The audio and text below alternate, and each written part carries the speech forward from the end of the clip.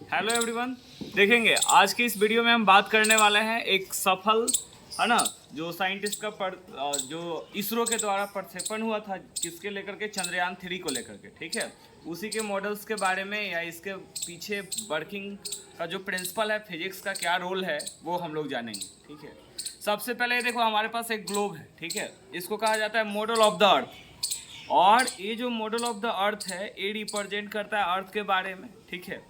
जब अर्थ के बारे में रिप्रेजेंट कर रहा है ये यानी ओवरऑल जो स्ट्रक्चर है इस तरीका से रिप्रेजेंट किया है। लेकिन अगर वास्तविक में बात किया जाए तो अर्थ का कोई स्ट्रक्चर फिक्स ही नहीं है।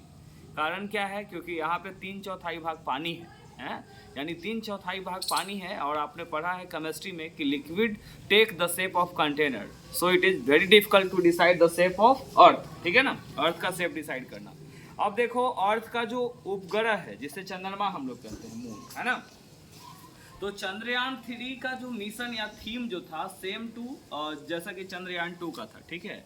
अब इस केस में सबसे पहले ये जो है हमारा, है ना, ये लैंडर मॉड्यूल है, ठीक है। ये लैंडर मॉड्यूल है और इसका वर्किंग प्रिंसिपल क्या होता है सबसे पहले ये जानेंगे। तो जैसे इसको जो भेजा गया था GSLV, है ना, और एक होता है PSLV ना, पोलर सैटेलाइट लॉन्च व्हीकल।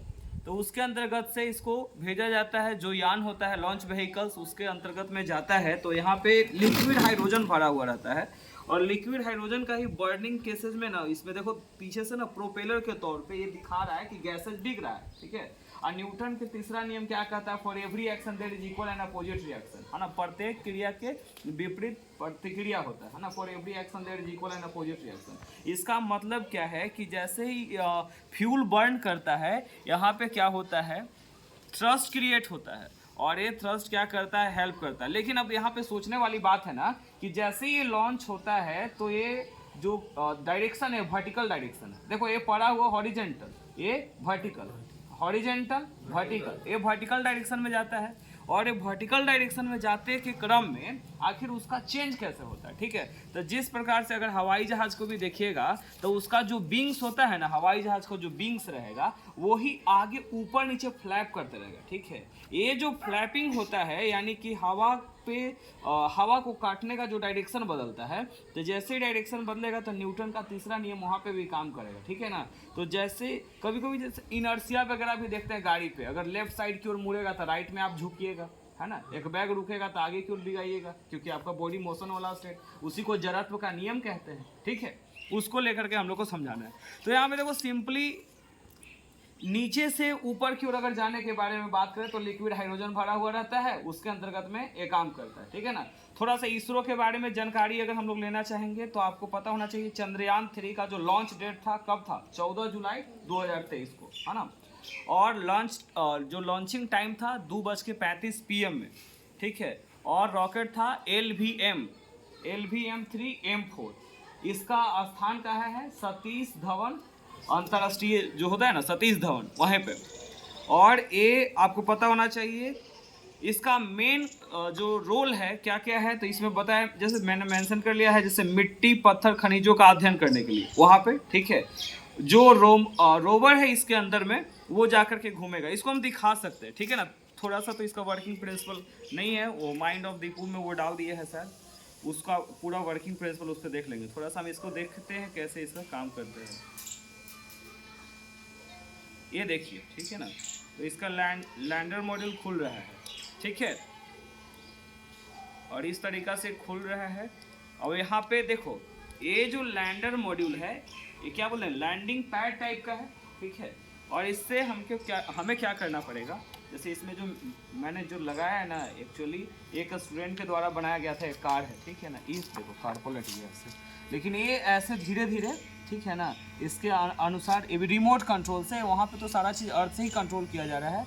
इसके लेवल पे वो क्या हो रहा है, नीचे की ओर आएगा, ठीक है। देखो फिर ऐसे जा करके वापस भी जा सकते हैं।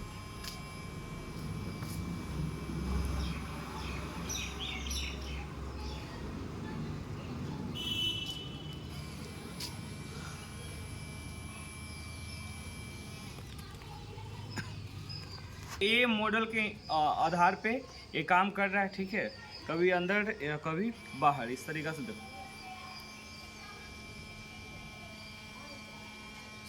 दिख रहा है? ये देखिए। तो अब यहाँ पे हुआ क्या, इसके बारे में देखो, इसका थीम है तो जो इससे जो रोवर को जो निकालना है हमें, है ना, ये जो रोवर है वहाँ पे जाने के बाद इसका जो रोल क्या रहेगा इसके बारे में हम लोग जानकारी लेंगे, ठीक है। तो रोल है वहाँ पे आपको पता है ये मूव कर रहा है, ठीक ना। इसके अंतर्गत में भी क्या होता है ना, जैसे कि सोलर पैनल लगा हुआ रहता है, ठीक है, और ये क्या करता है ना, सोलर एनर्जी को कन्वर्ट कर देता है इलेक्ट्रिकल एनर्जी में, और उससे क्या करता है, मूव करके ना अपना जो भी यहाँ पे है पर वहाँ के बारे में अध्ययन करना, सॉइल के बारे में, ठीक है ना। वहाँ पे बता दिए अभी, जैसे मिट्टी, पत्थर, खनिज का अध्ययन करेगा, चंद्रमा के सतह सुरक्षित है कि नहीं, है ना, इसके बारे में, और रोवर के चंद्रमा पर घूमते हुए प्रदर्शित करना, उसको लोकेट करेगा, ठीक है ना।